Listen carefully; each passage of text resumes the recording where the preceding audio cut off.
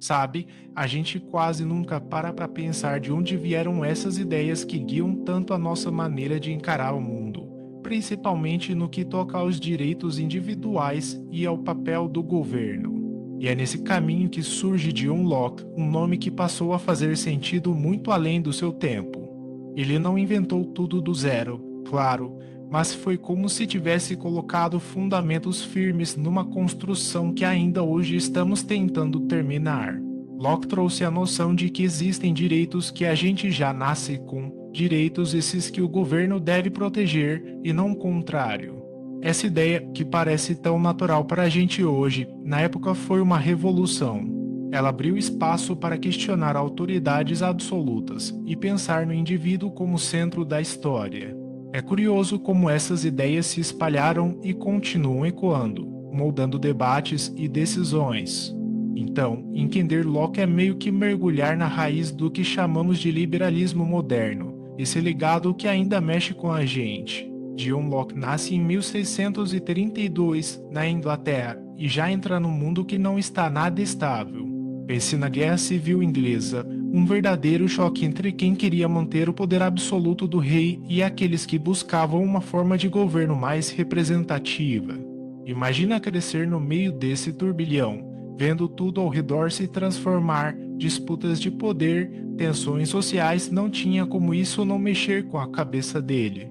E aí vem a restauração, trazendo de volta a monarquia, mas sem apagar totalmente as marcas da luta que aconteceu. É nesse embate que Locke começa a pensar diferente. Ele observa o que deu errado. Um rei com poder demais pode se tornar tirano. O povo sofre e a ideia de um governo imposto sem consenso não sustenta. É natural que isso, tudo junto, estimule nele uma crítica ao absolutismo. Ele não quer aquele tipo de domínio, que impõe ordens e não explica por quê. Sua proposta começa a surgir: o governo precisa ser algo construído, baseado numa espécie de acordo, numa decisão consciente e racional das pessoas. Não é só força bruta, não é só tradição. Tem que haver uma razão, uma vontade coletiva, algo que faça o governante legítimo, que ele governe porque o povo aceita e escolhe. Esse contexto de disputas ferrenhas, de incertezas políticas, é o que alimenta a visão de Locke sobre direitos humanos. Ele vê ali, naquela confusão toda, a necessidade de estabelecer limites para o poder proteger o indivíduo. Isso não é mera abstração. É um modo de garantir que a história não se repita, que aquela violência e insegurança política não dominem para sempre. Então, pensar em Locke é pensar num homem que teve sua filosofia moldada pelo próprio caos, pelo choque entre forças tão opostas. É uma resposta prática ao tempo em que viveu, uma tentativa de organizar o mundo político de uma forma mais humana, mais racional, mais segura. Uma ideia de governo feita pela razão e pelo consentimento, não pela imposição. Pense no que Locke traz de novidade: ele desafia a ideia de que o poder do governo vem de um direito divino ou de um destino traçado. Para ele, o governo só é legítimo se nasce do consentimento de quem é governado. Isso muda tudo, porque coloca o poder nas mãos das pessoas, não numa autoridade absoluta. E mais, ele fala sobre direitos que já existem, independentemente do governo: vida, liberdade e propriedade. Isso é fundamental porque protege o indivíduo antes mesmo do Estado.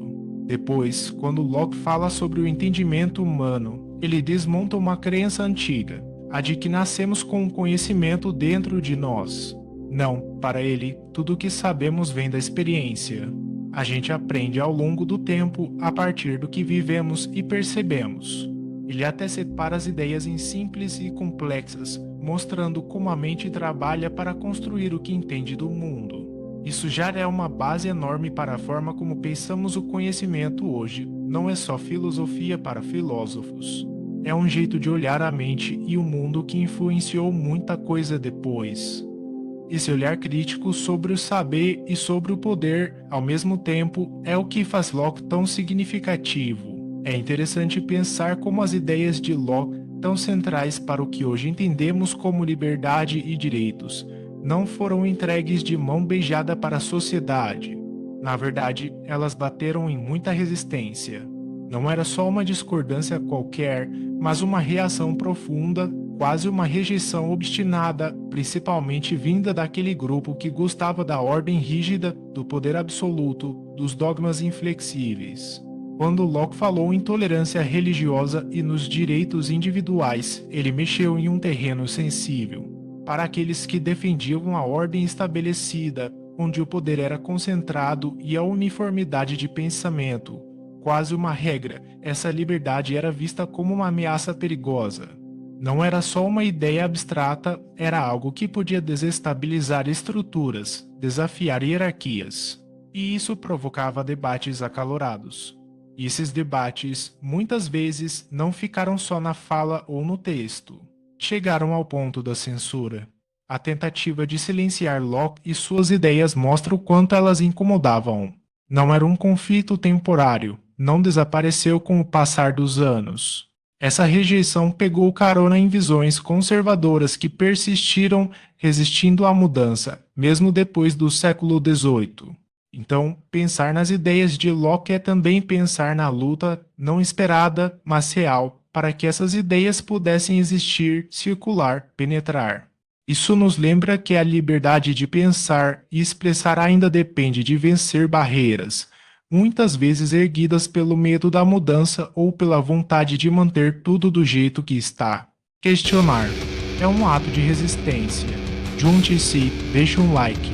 Consciência se constrói em conjunto. Resistência urbana.